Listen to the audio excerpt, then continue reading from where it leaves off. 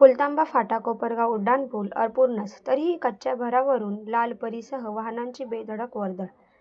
ठेकेदाराची बेफिकिरी, अपघाताची दाट शक्यता, प्रशासनाचे दुर्लक्ष.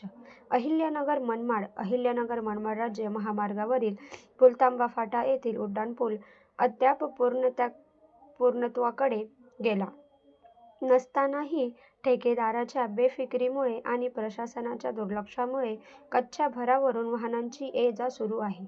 यात एसटी महामंडळच्या लालपरी सारख्या अवजड वाहनांचाही समावेश असल्याने कोणत्याही क्षणी मोठा अपघात होण्याची दाट शक्यता वर्तवली जात आहे.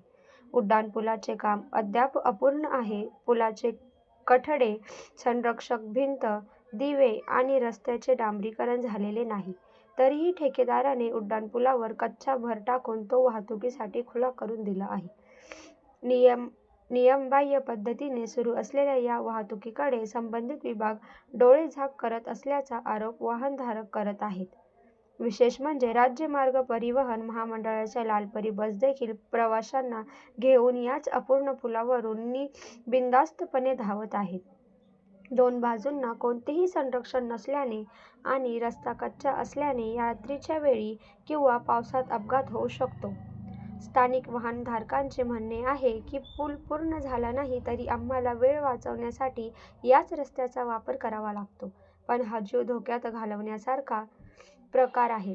ठेकेदार आणि हायवे विभागाने तातडीने याकडे लक्ष द्यावे. हा मार्ग अहिल्यानगर आणि मनमाडला जोडणारा महत्त्वाचा राज्यमार्ग आहे. त्यामुळे दिवसाला हजारो वाहनांची वर्दळ येथे असते. अपूर्ण पुलावरून सुरू असलेली ही बेकायदेशीर वाहतूक थांबवून काम लवकरात लवकर पूर्ण करावे अशी मागणी नागरिक आणि प्रवाशांनी केली आहे.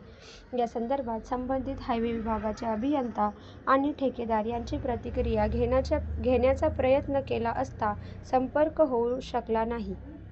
सतर्क 24 तास न्यूज, रहीमका पठाण, कोपरगाव.